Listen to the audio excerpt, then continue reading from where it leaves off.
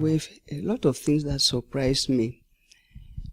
First, I saw that the witnesses who had to come to testify did so in pseudonyms.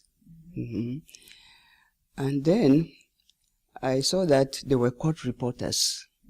We had television, all of us were being televised. And then we had a real-time or laptops where you could, read out the evidence that was being given in court.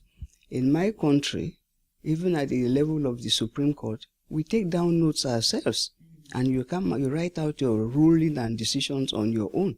We don't have legal assistance. So I was really impressed. And then later on, I heard them talking about witness protection. And then I came to know that the witnesses had to live in safe houses. And then later on, as I progressed in the tribunal, I came to the understanding that we couldn't even have witnesses without state cooperation, because these witnesses all lived out of the jurisdiction of the court.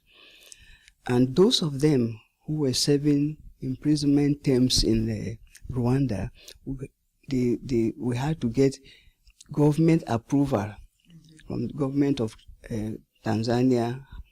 Rwanda, had to give approval and so forth before they could be brought. So the fact that the witnesses were not found in the jurisdiction of the court sometimes led to delay of the proceedings.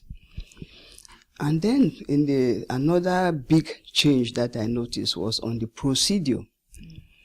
In my country, national jurisdictions, once a case came to court for trial, the assumption was it was ready for trial. It means that the prosecutor had done all the work.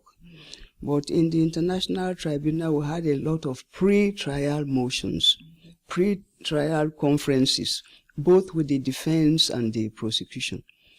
Even after the indictment has been confirmed by the chambers, if the prosecutor had to amend, or if we found out or the defense raised an objection when the case started that they are bringing witnesses to testify on something that was not contained in the indictment, then we have to give notice to the prosecutor that the indictment as the charging instrument has to be very clear. The whole basis depends on the clarity of the indictment, because it gives notice to the defendant on what charges is being charged with or what is expected to answer. So they had to go and amend the indictment, and to do that, they had to file a motion to amend the indictment to include this new evidence that is being led by the witness.